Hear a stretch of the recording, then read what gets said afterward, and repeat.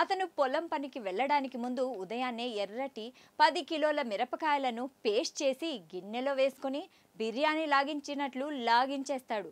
దీంతో అతడి దినచర్య మొదలవుతుంది. చుక్క నీరు కూడా తాగడు. అయితే 10 కిలోల మిర్చీలు తిన్నా అతడి నుదుటిపై చెమట చుక్క రాదు. తర్వాత మధ్యాహ్నం మిరపకాయ మటన్ కర్రీ, సాయంత్రం పచ్చి మిరపకాయలు తింటాడు.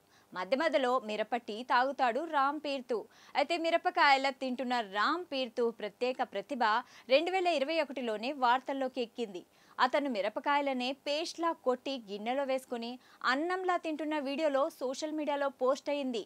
ఆ వీడియోకు మేఘాలయకు చెందిన ఈ వ్యక్తి ఒకేసారి 10 కిలోగ్రాముల ఘాటైన మిరపకాయలు తినగలడు అని దానికి క్యాప్షన్ పెట్టారు. ఫేస్బుక్, యూట్యూబ్లో అప్లోడ్ చేసిన ఈ వీడియో మిలియన్ల కొద్దీ వ్యూస్ సంపాదించింది. ఆ తర్వాత ఏం జరిగిందోనని ఆ వ్యక్తి గురించి చర్చించుకోవడం ప్రారంభించారు.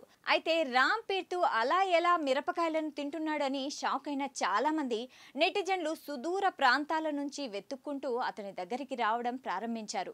అయితే తనను చూడ్డానికి వచ్చిన వాళ్లలో 50 ఏళ్ల రైతు రామ్ మాత్రం మిరపకాయ నా జీవితంలో ఒక భాగమని, తాను చిన్నప్పటి నుంచి తింటున్నానని, కాబట్టి ఇప్పుడు దానిలోని కారపు రుచి కూడా తనకు అనిపించడం లేదు అని అన్నాడు.